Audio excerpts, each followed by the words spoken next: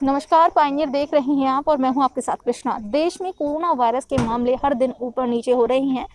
धीमी गति से ही सही, लेकिन जो कोरोना की रफ्तार वो बढ़ रही है। कहीं ना कहीं आगे चलकर ये मामले हमारे लिए खतरनाक साबित हो सकते हैं। जैसा कि अभी लोगों को लग रहा है कि कोरोना खत्म हो चुका है, शायद ये भी लगता है कि जो तीसरी लहर है वो शायद नहीं आए। लेकिन जिस तरीके से धीरे धीरे फिर से कोरोना अपना डर दिखाने लगा है, कहीं ना कहीं ये लिए सबके लिए एक डर पैदा कर रहा है।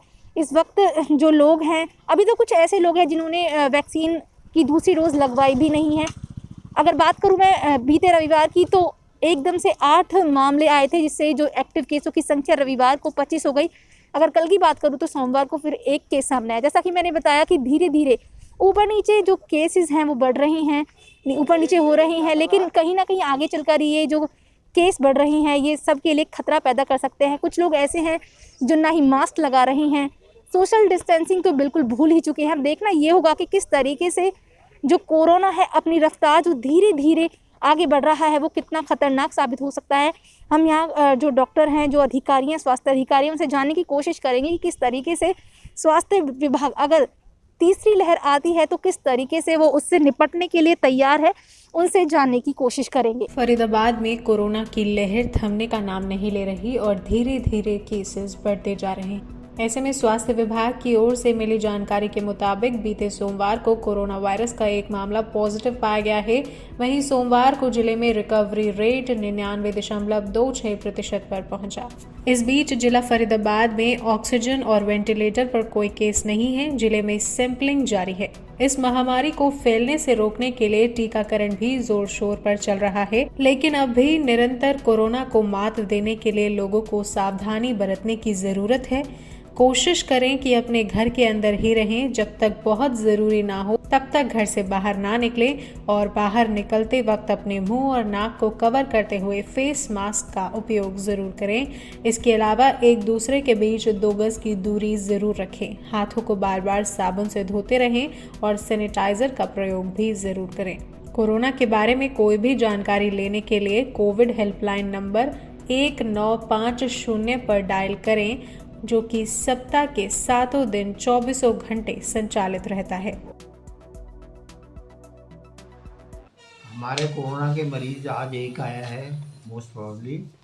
इससे पहले हमारे एक दिन 10 केसेस आए हैं, उससे पहले 2 दिन 1-1 केसेस थे, उससे पहले 5, उससे पहले 6, उससे पहले 3 केसेस थे।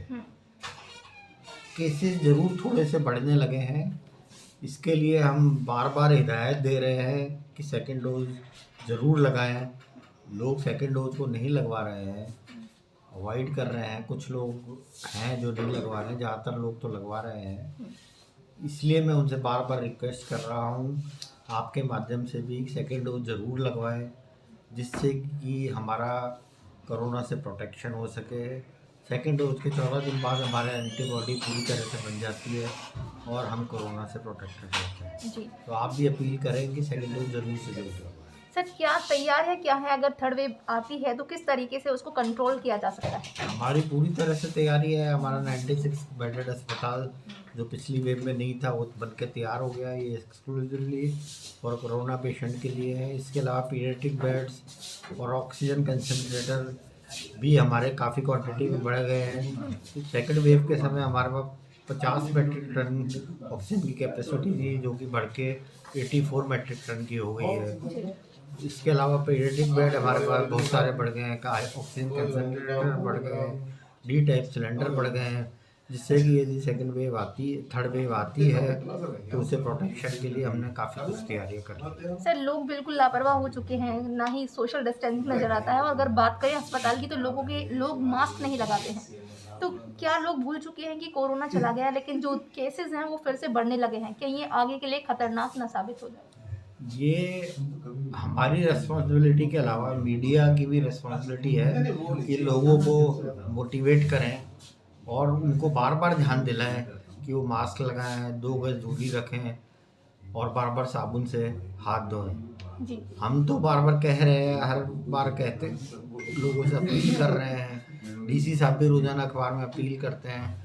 अब आप लोगों की रिस्पॉन्सिबिलिटी है मीडिया की, एनजीओज की कि लोगों को थोड़ा मोटिवेट करें। तो जैसा कि अभी आप सुन रहे थे, जो बीके अस्पताल की जो स्वास्थ्य अधिकारी है, उन्होंने कहा कि किस तरीके से जो हालात हैं भले ही देखने में सामान्य हो, लेकिन अभी वो सामान्य नहीं है, क्योंकि धीरे धीरे जो कोरोना की रफ्तार है वो बढ़ रही है।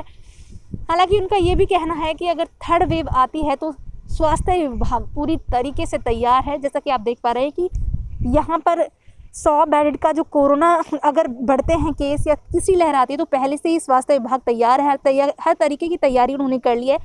यहाँ पर लगभग 100 बेडों वाला अस्पताल इन्होंने बनवा दिया है। हम आशा करते हैं कि जिस तरीके से पहली और दूसरी लहर में जो कोरोना ने आतंक मचाया था, लोगों की जानें ली थी, आशा करते हैं कि ऐसा माहौल फिर से ना बने, लोग अवेयर रहें, सोशल डिस्टेंसिंग का ख्याल रखें, मास्क ज़रूर लगाएं, और जो वैक्सीनेशन है वो कोरोना को ख़त्म करने के लिए सबसे ज़्यादा कारगर है।